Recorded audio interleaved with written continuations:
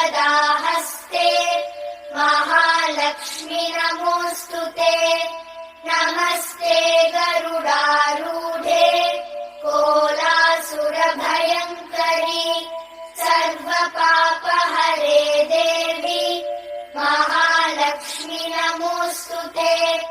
सर्वज्ञे सर्ववरदे सर्वदुष्टभयङ्करी सर्वदुःखहरे देवी महालक्ष्मी नमोऽस्तुते।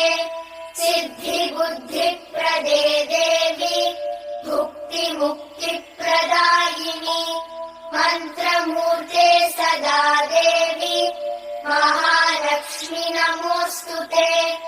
आद्यन्तरहिते देवी आदिशक्ति महेश्वरी योगजे योगसम्भूते महालक्ष्मी नमोऽस्तुते। स्थूलसूक्ष्म महारौद्रे महाशक्ति महोदरे महापापहरे देवी महालक्ष्मी नमोऽस्तुते।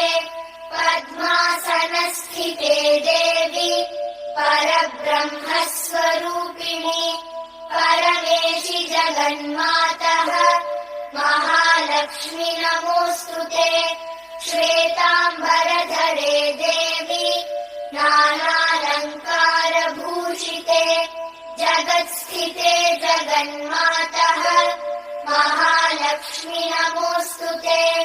महालक्ष्म्यष्टकम् स्तोत्रम् यः पठेद्भक्तिमान् नरः सर्वसिद्धिमवाप्नोति राज्यम् प्राप्नोति सर्वदा।